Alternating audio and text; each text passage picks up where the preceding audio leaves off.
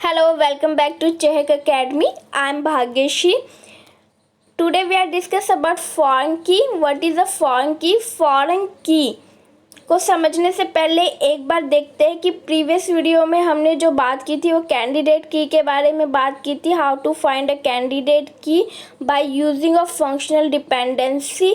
देखिए, अगर हमें कैंडिडेट की निकालनी आ गई है तो हम प्राइमरी की भी फाइंड कर सकते हैं, बिकॉज प्राइमरी की is a subset of candidate की। सपोज दैट हमारे पास 4 कैंडिडेट की हैं, उनमें से हम एक कैंडिडेट की को प्राइमरी की के रूप में चूज़ करते हैं, बिकॉज प्राइमरी की जो भी वैल्यू है वो नल नहीं होती है, प्लस उसकी हर एक वैल्यू क्या होती है, यूनिक होती है। मस्ट बी रिमेंबर, ये पॉइंट ज़रूरी है। अब हमें पता चल गया कि प्राइमरी की क्या होती है, कैंडिडेट की कैसे निकालते हैं। अब हम देखते हैं फॉरेन की के बारे में। देखिए, फॉरेन की बहुत ज़्यादा इम्पोर्टेंट है। फॉरेन की बहुत ज़्यादा इम्पोर्टेंट है बिकॉज फॉरेन की क्या करती है, एक लिंक क्रिएट करती है, एस्टेब्लिश करती है बिटवीन 2 रिलेशंस।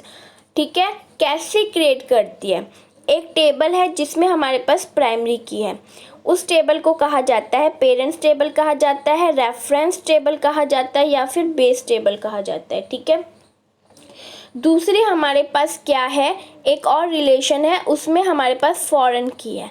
अब उस जिस रिलेशन में फॉरेन की है उसे क्या कहा जाता है, रेफरेंसिंग टेबल कहा जाता है, या फिर चाइल्ड टेबल कहा जाता है। ठीक है, अब जो फॉरेन की है वो कैसे काम करेगी, वो क्रॉस रेफरेंस लेगी, कहाँ से, प्राइमरी की से। तो ये क्रॉस रेफरेंस के रूप में काम करती है प्राइमरी की, तो इसे क्या कहा जाता है, रेफरेंस इंटीग्रिटी भी कहा जाता है। ये पॉइंट इम्पोर्टेंट है, प्लीज़ याद रखना। Primary key, foreign key is also known as reference integrity. एक टेबल में एक से ज़्यादा फॉरेन की हो सकते हैं। This is foreign key, this is foreign key and this one is also foreign key. ठीक है, समझ में आ गया, ये पॉइंट्स क्लियर हो गए। अब हम आगे एक एग्जाम्पल से समझते हैं कि फॉरेन की कैसे काम करती है। जो पॉइंट मेन इंपॉर्टेंट है मैं उन्हें रिपीट कर देती हूँ।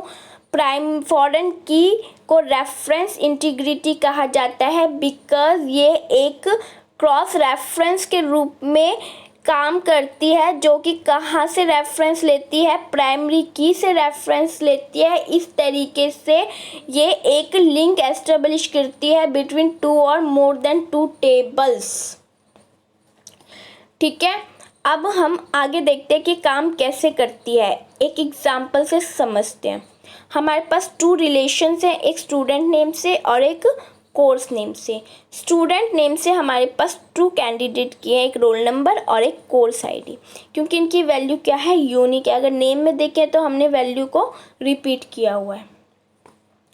अब हम इनमें से किसी एक कैंडिडेट की को प्राइमरी की बना देते हैं। सपोज दैट मैंने कोर्स आईडी को क्या बना दिया, प्राइमरी की बना दिया। और जो दूसरी टेबल है उसमें जो दूसरी टेबल है कोर्स नेम से, उसमें मेरे पास कोर्स आईडी है और कोर्स नेम है। तो मैं इस कोर्स आईडी को, जो कि प्राइमरी की है एक रिलेशन की, उसको मैं दूसरे रिलेशन में क्या बना देती हूँ, फॉरेन की बना देती हूँ। ठीक है, अब इसकी जितनी भी वैल्यूज़ हैं वो कहाँ से रेफरेंस लेंगी, दिस वन कोर्स आईडी। इनके नेम सेम होने ज़रूरी नहीं है। सपोज दैट मैं एक्स भी ले सकती हूँ, मैं वाई भी, व्हाटएवर। तो ये बात याद रखना कि यहाँ पे ये रेफरेंस इंटीग्रिटी ये क्या करती है, डेटा को मेंटेन करती है इंटीग्रिटी लेवल पर। ठीक है, मीन्स एज एग्जाम्पल देखते हैं। अब ये देखते हैं कि कैसे डेटा को इंटीग्रेट रखती है, कैसे डेटा को मेंटेन करती है। देखिए, यहाँ पे हमें समझ में आ गया कि जो भी वैल्यू कोर्स आईडी में डेटा, जो भी कोर्स आईडी में हम डेटा इंसर्ट करते हैं या डिलीट करते हैं, क्या उसका इम्पैक्ट फॉरेन की इस कोर्स आईडी पे पड़ेगा या नहीं पड़ेगा।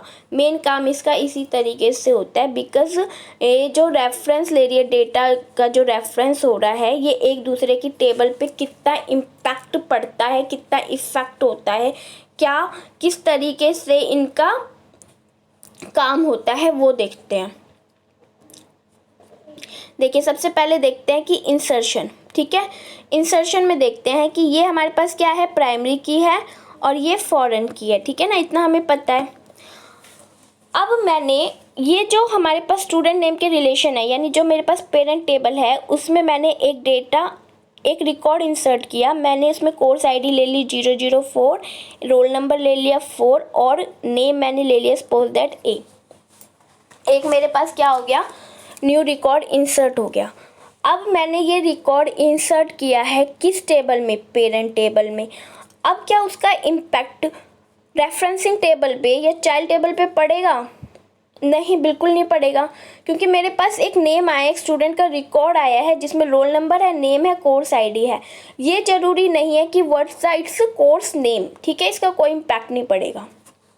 बट क्या अगर मैं कोई रिकॉर्ड जो कि रिकॉर्ड पेरेंट टेबल में नहीं है और वो रिकॉर्ड मैं कोर्स टेबल में एंट्री कर देती हूँ, क्या उसका इम्पैक्ट पेरेंट टेबल पे पड़ेगा? देखिए हमने पेरेंट टेबल में डेटा इंसर्ट किया बट उसका इम्पैक्ट चाइल्ड टेबल पे नहीं पड़ा, ठीक है। अब मैं चाइल्ड टेबल में कोई डेटा इंसर्ट करती हूँ, रिकॉर्ड इंसर्ट करती हूँ, क्या उसका इम्पैक्ट पेरेंट टेबल पे पड़ेगा? Let's check. सपोज दैट मैंने एक रिकॉर्ड इंसर्ट किया, मैंने किया 005 करके मैंने एक रिकॉर्ड इंसर्ट किया और मैंने कोर्स ले लिया LLB। तो क्या इसका इम्पैक्ट पेरेंट टेबल पे पड़ा? देखिए 005 नाम से जो रिकॉर्ड यहाँ पर है उस स्टूडेंट का नेम क्या है, तो हम इसको चेक करने के लिए हम पेरेंट टेबल में आते हैं। पेरेंट टेबल पर हम आए, हमने देखा कि कोर्स आईडी में तो 005 नाम से कोई कोर्स आईडी है ही नहीं।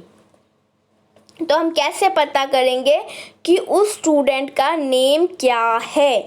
मीन्स वो रिकॉर्ड तो है ही नहीं, तो इसका इम्पैक्ट हमारा पेरेंट टेबल पे पड़ा, बिल्कुल पड़ा। तो इस तरीके से आपको समझ में आया कि इस तरीके से हमारा काम होता है फॉरेन की और दो टेबल्स के बीच में किस तरीके से रिलेशन क्रिएट करते हैं। यदि हम वन टेबल में कोई डेटा, पेरेंट टेबल में कोई डेटा इंसर्ट करते हैं तो उसका इम्पैक्ट जो चाइल्ड टेबल है उस पर नहीं पड़ेगा, लेकिन अगर हमने चाइल्ड टेबल में कोई भी डेटा इंसर्ट कर दिया तो उसका इम्पैक्ट पेरेंट टेबल पे पड़ेगा।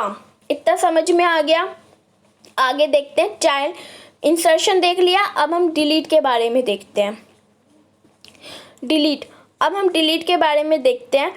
देखिए ये हमारे पास क्या थी, मुझे बार बार लिखना पड़ रहा है, ये प्राइमरी की थी और ये फॉरेन की थी।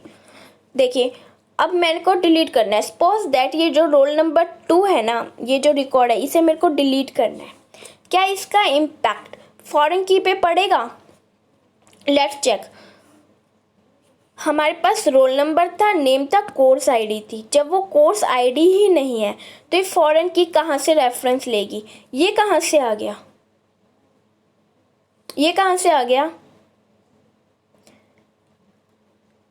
कौन सा कोर्स नेम है? तो मीन्स ये क्या हो गया, एक तरीके से वॉयलेंस क्रिएट हो गया। बिकॉज ये तो वही बात हो गई कि अभी हमने रिकॉर्ड इंसर्ट किया था 005 कोर्स आईडी से, तो उसका रिकॉर्ड हमारे पेरेंट्स टेबल पे नहीं था, यानी वॉयलेंस क्रिएट हो गया था, है ना। तो उसी तरीके से जब मैंने एक डेटा यहाँ पे डिलीट कर दिया है, एक डेटा ऑलरेडी डिलीट हो गया पेरेंट्स टेबल से और फॉरेन की में एक डेटा इंसर्ट है, तो ये तो उसी तरीके से हो गया ना। तो ये इट मीन्स अगर मैं पेरेंट्स टेबल में कोई भी डेटा डिलीट करती हूँ तो उसका इम्पैक्ट फॉरेन की पे पड़ेगा, सॉरी चाइल्ड टेबल पे पड़ेगा। मीन्स वॉयलेंस क्रिएट हो सकता है ना। सो यहाँ पे हमें इस तरीके से देखकर फॉरेन की अपना काम करती है। चाइल्ड टेबल, फॉरेन की और पेरेंट्स प्राइमरी की हेल्प से रिलेशन क्रिएट होते हैं, डेटा मेंटेन रहता है, इंटीग्रिटी लेवल पे रहता है। तो अब आपको समझ में आ गया कि फॉरेन की क्या काम करती है। सो अगर आपको वीडियो पसंद आई हो so please don't forget to share and subscribe.